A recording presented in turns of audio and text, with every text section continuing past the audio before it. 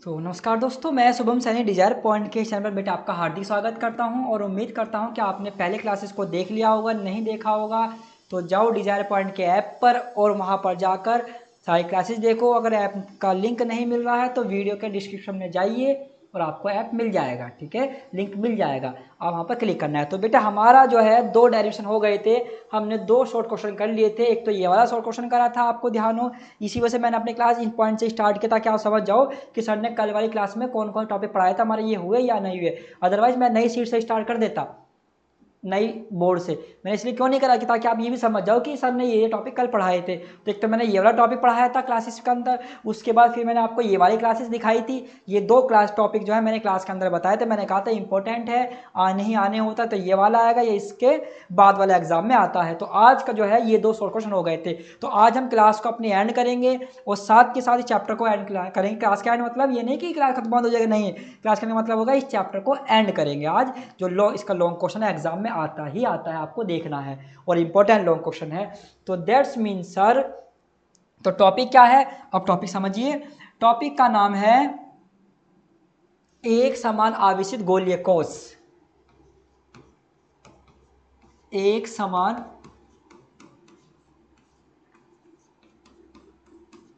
आवेशित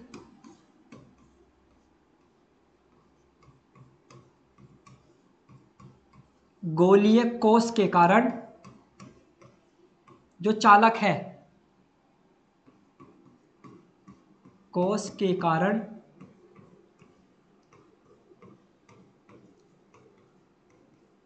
वैद्युत क्षेत्र की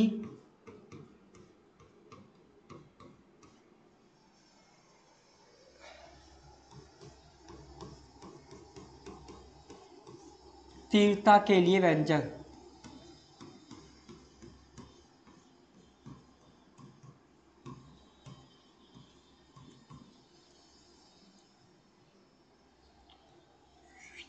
हो गया, ठीक है, डेरिवेशन लिख दिया।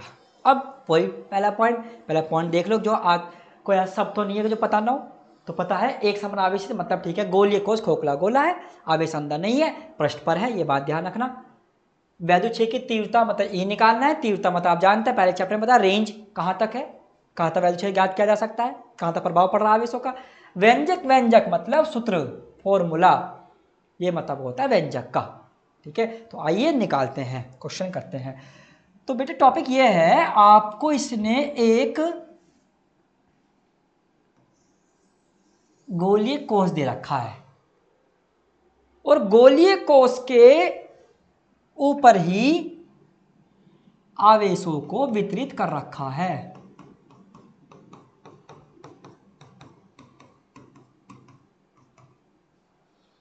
इसकी त्रिज्या आर मान लो, कोई दिक्कत नहीं है, कैपिटल आर। अब इस गोलीय कोश के कारण इसके बाहर, पृष्ठ पर और अंदर किसी बिंदु पर वैद्युत क्षेत्र ज्ञात करना होता है। आप कहोगे ये तो सर डेरिवेशन में कहीं नहीं है। तो मैंने कहा भैया तो फिर एक बात बतलाओ, जब आवेश वितरित कर दिया तो कहीं ना कहीं तो वैद्युत क्षेत्र ज्ञात कहेगा। तो इसमें हमें 3 पॉइंट पर निकालना होता है। बाह्य बिंदु पर देखो, अब बाह्य बिंदु पर क्यों निकालना है, आवेश है, वैद्युत बल रेखा है, प्लस आवेश है, तो वैद्युत बल रेखा बाहर की तरफ को तो होंगी।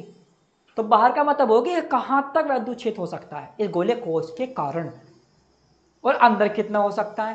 और जब आवेश पृष्ठ के ऊपर तो पृष्ठ पर कितना होगा, इसलिए ये 3 कंडीशन तो बनती ही बनती है। कहेगा नहीं ये अंडरस्टूड हो गई, सब में के अकॉर्डिंग होगी कि हाँ बिल्कुल सही बात की सर ने, कि भाई जब आवेश प्लस के है तो वैद्युत बल रेखा बाहर की तरफ को होंगी, तो बाहर कहाँ तक होगा वैद्युत क्षेत्र। अब आवेश पृष्ठ के बाहर है, अंदर नहीं है, तो अंदर अगर वैद्युत क्षेत्र नहीं तो अंदर वैद्युत क्षेत्र कितना होगा। जब अगर आवेश अंदर ना हो तो क्या इसका प्रभाव अंदर भी पड़ेगा। दूसरा, पृष्ठ पर अगर आवेश है तो पृष्ठ पर कितना वैद्युत क्षेत्र होगा। तो 3 पॉइंट तो अपना आप बन जाते हैं। तो जरूरी थोड़ा होता है कि वो आपसे कहे, ये तो समझने वाली चीज होगी। टॉपिक समझ में आ गया कि भाई हाँ इस पॉइंट पर निकालना है। अब वही वाली बात, क्वेश्चन फर्स्ट लेना पड़ेगा। लॉन्ग क्वेश्चन है, इंपॉर्टेंट आएगा, ध्यान रखना। एक ही लॉन्ग क्वेश्चन इस चैप्टर के अंदर लास्ट चल रहा है। तो हमने दिखाए थे गोला है तो क्वेश्चन फर्स्ट कौन सा लेना पड़ेगा, गोला ही लेना पड़ेगा। तो ठीक है, हमने एक क्वेश्चन फर्स्ट ले लिया, इसमें जो इस पॉइंट को कवर करे। ठीक है सर, क्वेश्चन फर्स्ट हो गया, जिसकी त्रिज्या मैंने कह दी, इसकी त्रिज्या, इस पॉइंट को कवर करना है, त्रिज्या हो गई स्मॉल आर। देखो पॉइंट कवर हो गया, आकृति आकार परिवर्तन नहीं हुआ, छेड़छाड़ नहीं तो नहीं करी हमने आर के साथ की त्रिज्या के साथ, उतना का उतना रखा। अब तीसरा पॉइंट एरिया और चेक कर लो, प्लस आवेश वैद्युत बल लेखा है बाहर की तरफ को और एरिया भी बाहर की तरफ को। दूसरे समय ये पता चल जाएगा कि कितनी रेंज पर हमें गॉसियन प्रश्न लेना है। गॉसियन प्रश्न आपको ये बताता है कि कहाँ तक आपका वैद्युत क्षेत्र प्रभावी हो सकता है, कहाँ तक रह सकता है। इसीलिए तीसरा पॉइंट तो अपना पहला बाह्य प्रश्न तो अपना बन जाता है, बाह्य बिंदु तो अपना बन जाता है कि भाई हम बाहर कहाँ तक जाएगी रेंज, अंदर कहाँ तक है, प्रश्न पर कितना है तो पर अगर आवेश है तो वहाँ कितना पावरफुल है। इसीलिए जो है ये 3 पॉइंट ज्ञात करने होते हैं। कभी नहीं कहा क्वेश्चन में, लेकिन ये समझ के अकॉर्डिंग हो गया, अंडरस्टैंडिंग हो गई कि बाहर कहाँ तक प्रभाव पड़ेगा। तो इसलिए इसे प्रश्न क्या नाम दिया गया, गॉसियन प्रश्न नाम दिया गया, गॉसियन प्रश्न। बिल्कुल। अब आप कहोगे क्या सर इसमें भी वही प्रोसेस अप्लाई होगा जो आपने पहले करा था, वही स्टेप अप्लाई होंगे? मैंने कहा बिल्कुल इसमें वही स्टेप होंगे। मैंने कहा क्या स्टेप होंगे कि पहला स्टेप सर ने बताया था कि फॉर्मूला लिखो, मैंने कहा ठीक है फॉर्मूला लिख दो *d, लेकिन हमने आपसे कहा हल्का सा चेंज करेंगे, थोड़ा थोड़ा चेंज करेंगे जो जरूरी होगा, वही बस स्टेप वही रखेंगे। पहला चेंज क्या करेंगे, हमें दिखा बंद पृष्ठ है तो पहले इसमें बंद पृष्ठ लगाएंगे, ठीक है कोई दिक्कत नहीं। अब उसके बाद गॉस की परमें करने के लिए कहा था सर ने, गॉस की परमें लगाओ भाई, जो कहा वो करो, दूसरे क्यू अपन एप्सिलॉन के नॉट। बिल्कुल सर ने कहा ई बाहर लेना, मैं कहा ठीक ई बाहर लो, करो वही जो बता रखा है, अलग नहीं है स्टेप कुछ। और ये भी कहा था सर ने कि लिख दो कि जो भी आपने किया, मैंने कहा लिख दो बिल्कुल, फाई इज इक्वल टू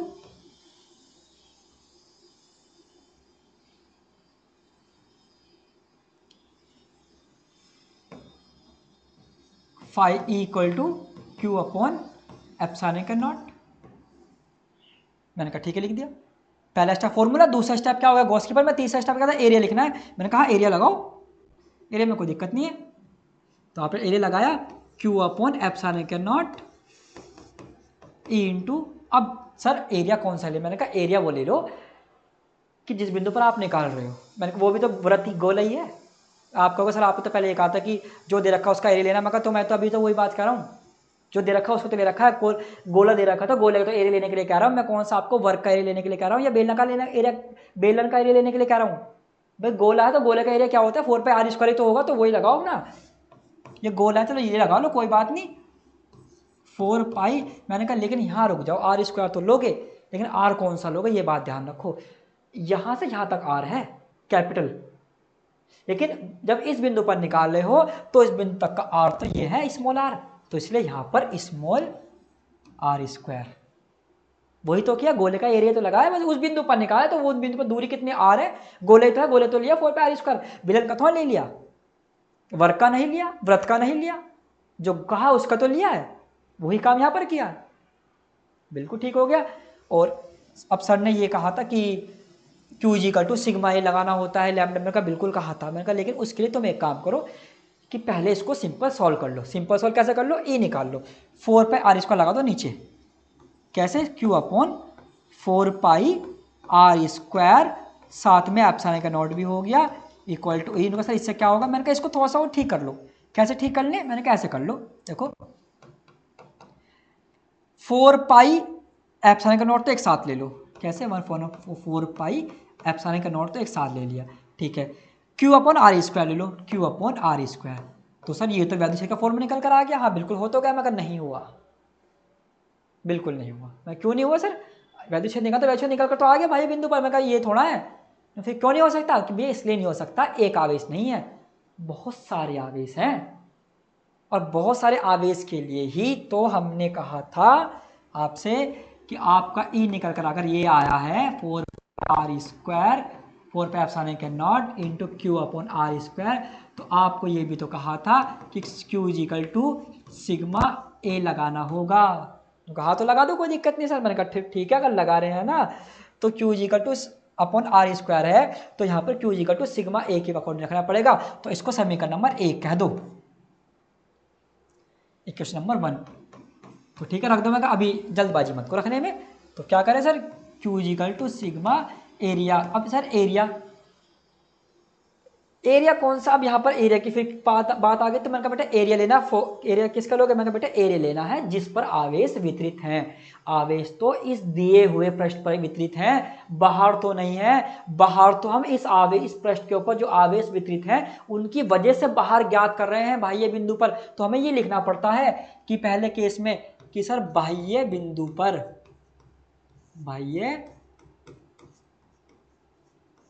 पर ये बात हमें लिखनी पड़ेगी।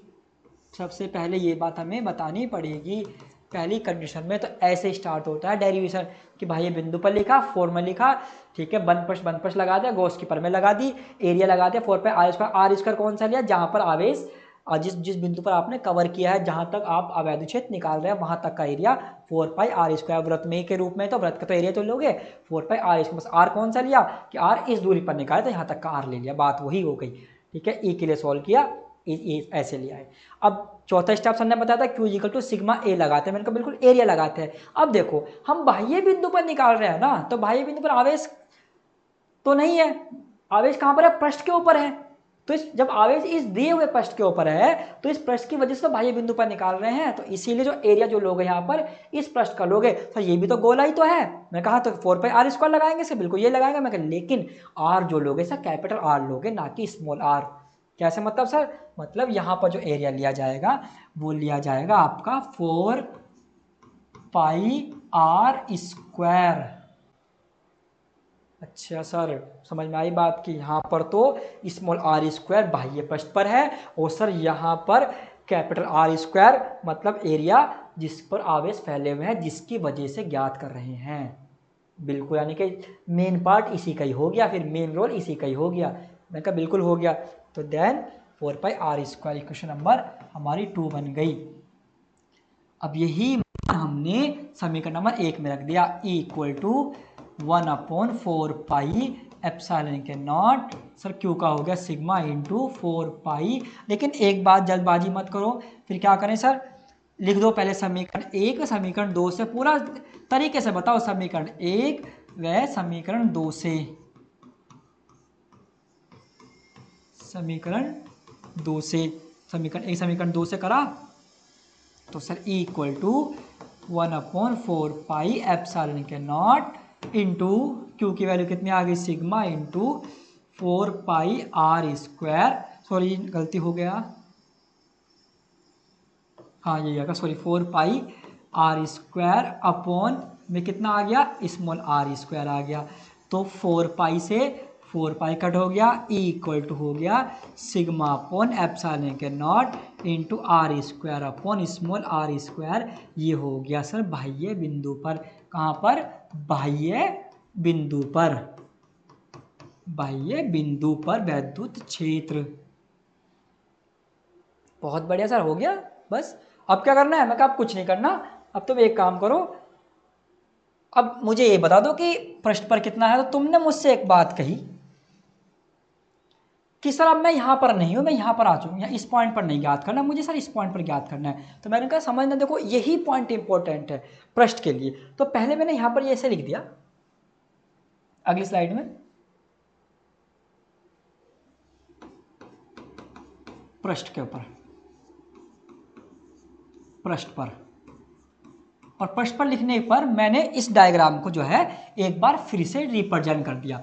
मैं दोबारा ड्रॉ कर रहा हूँ डायग्राम को, ताकि मुझे बार बार सीट को जो है स्लाइड को चेंज करना ना पड़े कि सर मेरे पास ये आवेश यहाँ वितरित हो गए। मैंने कहा इसकी त्रिज्या कैपिटल आर है, ठीक है, और मैंने कहा जो बाहर हमारा जो है जो गॉसियन पृष्ठ है उसकी त्रिज्या, मैंने कहा ये आपकी इसकी त्रिज्या है स्मॉल आर, केंद्र है ओ, और ये आपने वो मान रखा है एक एरिया, वैद्युत क्षेत्र बाहर की तरफ को है। मैंने कहा ठीक है, और मैंने कहा ये हो गया डी ए, ठीक है। अब आपने कहा कि सर जो है इसके पृष्ठ पर निकाले, मैंने उधर का डायग्राम यहाँ पर बना दिया समझने के लिए।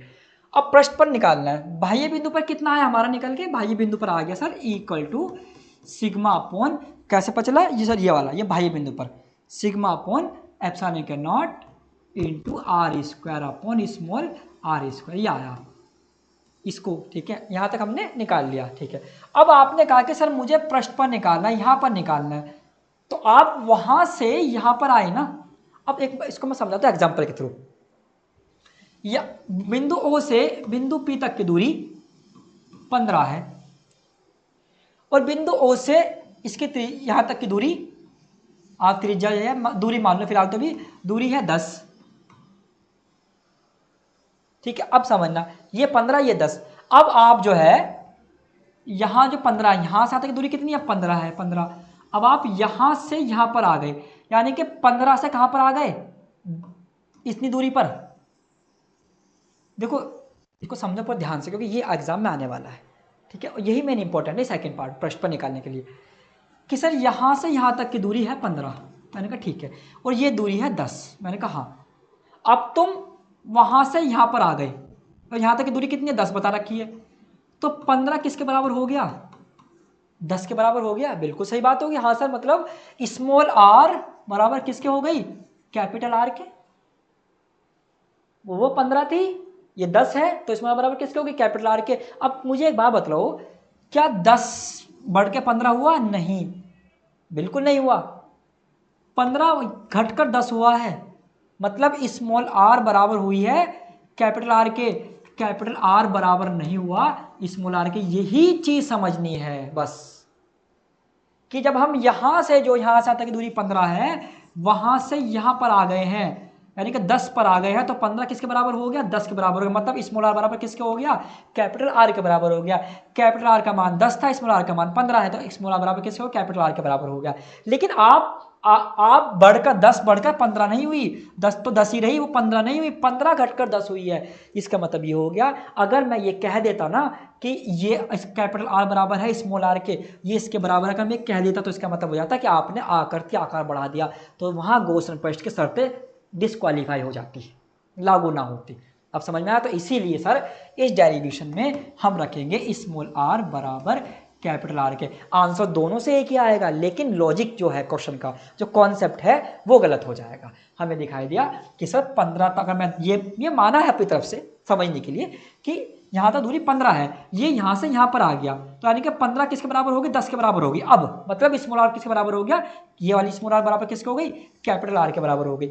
10 जो दूरी थी वो तो नहीं बढ़ी ना, उसे तो नहीं बढ़ाया ना, वो तो उतनी रखी आपने, बिल्कुल, तो 10 थोड़ा होगी बराबर के। ये फिजिक्स मैथमेटिक्स का अकॉर्डिंग है फिलहाल, लेकिन फिजिक्स का अकॉर्डिंग लॉजिक समझना कि जो त्रिज्या दी हुई थी वो बाह्य त्रिज्या के बराबर नहीं है, वो सो नहीं बढ़ाया आपने, आकृति आकार में परिवर्तन नहीं किया, इसकी त्रिज्या 10 से 10 ही रही, बाहर वाले की त्रिज्या आपने कम करी है, अंदर वाली त्रिज्या आपने नहीं बढ़ाई, इसीलिए हमने कह दिया स्मॉल आर बराबर capital R, not capital R बराबर स्मॉल आर। बस यही बात ध्यान रखनी है, तो रख दिया यहाँ पर क्वेश्चन नंबर सेकंड में।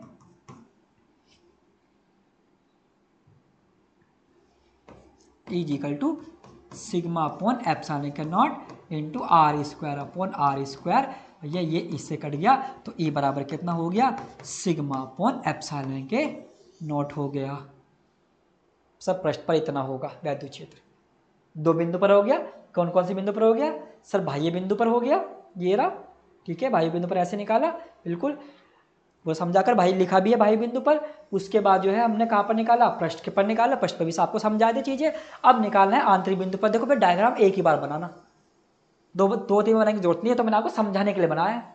अब मैं आपको तीसरा बना रहा हूँ, तीसरा कहाँ निकालना होगा, कि ठीक है चलो हमने ये बता दिया, जो प्रश्न भार तो इतना होगा, जो आंसर भार कितना होगा, सर इतना हो जाएगा, ठीक है, और प्रश्न के ऊपर भी आपने ज्ञात कर दिया। अब अंदर पूछ ले आंतरिक बिंदु पर, तो आंतरिक बिंदु पर भी हमें, आंतरिक बिंदु पर ये नहीं कि केंद्र पर, केंद्र नहीं कहा, जब तक केंद्र का मतलब आंतरिक बिंदु का मतलब केंद्र नहीं होता, माना कि केंद्र आंतरिक बिंदु पर होता है, लेकिन ये थोड़ा होगा केंद्र को हर आंतरिक बिंदु को आप केंद्र कह दोगे। मान लिया कि केंद्र भी आंतरिक बिंदु है, अंदर है, लेकिन क्या हर आंतरिक बिंदु केंद्र है, नहीं, इसलिए आंतरिक बिंदु पर कहा गया। अंदर कितना होगा, बस जितना अंदर होगा तो बाकी केंद्र पर हो जाएगा, सीधी सी बात हो गई, लेकिन हर आंतरिक बिंदु केंद्र थोड़ा है, तो इसलिए अब आंतरिक बिंदु पर निकाला। तो मैं इस चित्र को दोबारा बना रहा हूँ ताकि आप समझ जाओ, मैं बस ये वाला चित्र बनाऊंगा जो आपको दे रखा है समझाने के लिए आपको, ठीक है। तो सर ये प्रश्न हो गया, यहां पर आवेश वितरित कर दिए,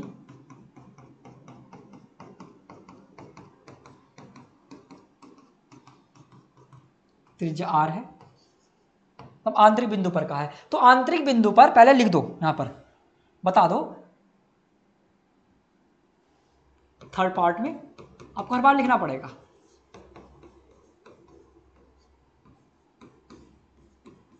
आंतरिक बिंदु पर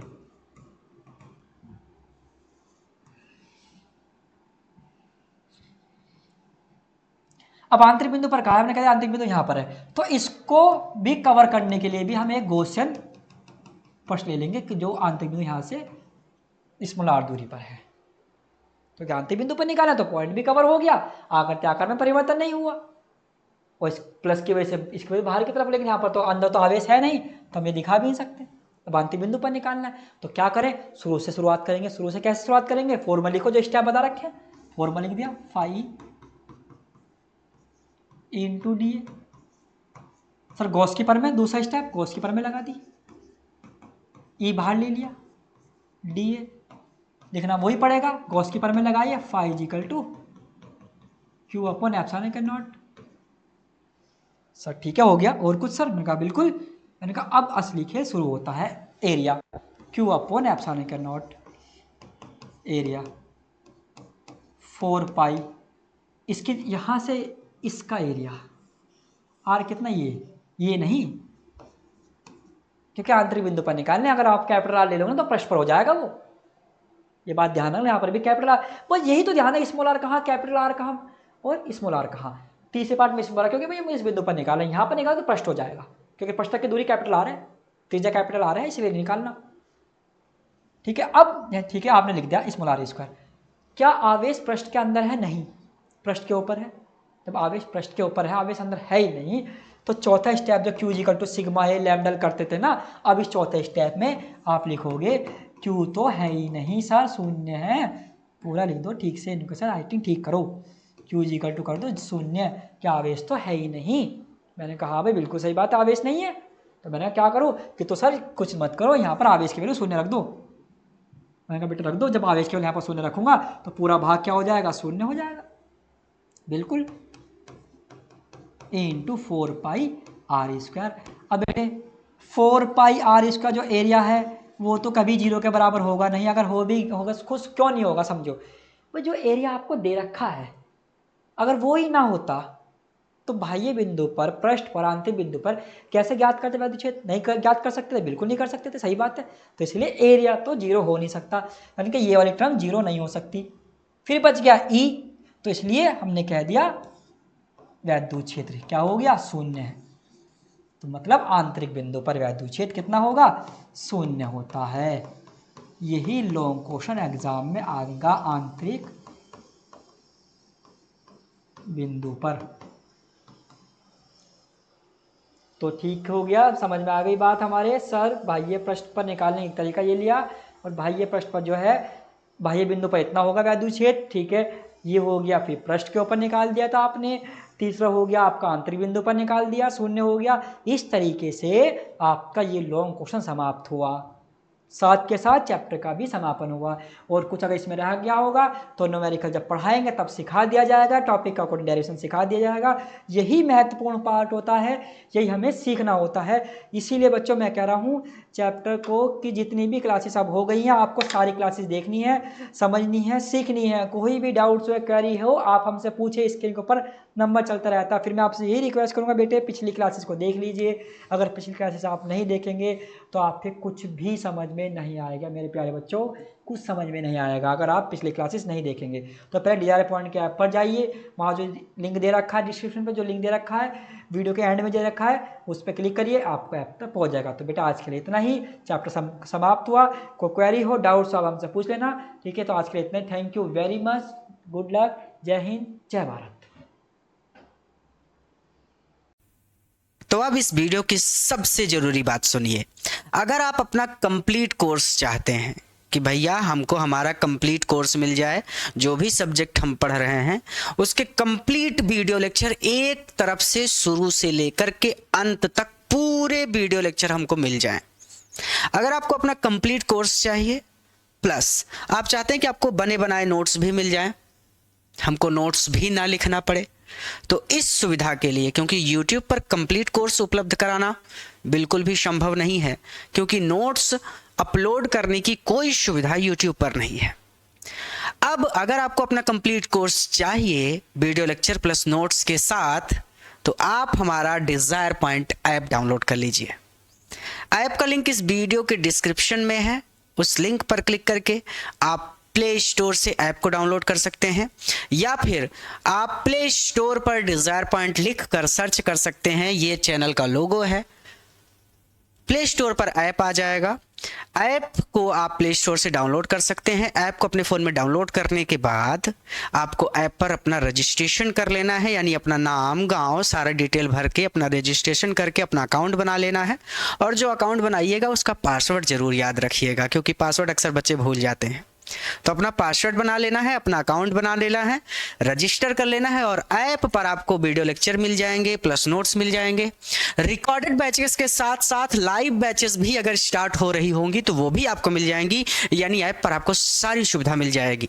कंप्लीट कोर्स मिल जाएगा, डाउट सेशन मिल जाएगा लाइव क्लासेस के दौरान, और आपको नोट्स मिल जाएंगे, यानी आपकी पढ़ाई पूरी तरह से हो सकेगी, कोई दिक्कत आपको नहीं होगी। और अभी भी अगर कोई दिक्कत है तो आप हमसे कांटेक्ट कर सकते हैं। हमसे कांटेक्ट करने के लिए ये हमारा नंबर है, आप हमको कॉल या व्हाट्सएप पर मैसेज कर सकते हैं। हमारा नंबर है 9129 28 63 65। इस नंबर पर आप हमसे कॉल या फिर व्हाट्सएप पर मैसेज करके सहायता प्राप्त कर सकते हैं। हम आपकी पूरी मदद करेंगे। धन्यवाद।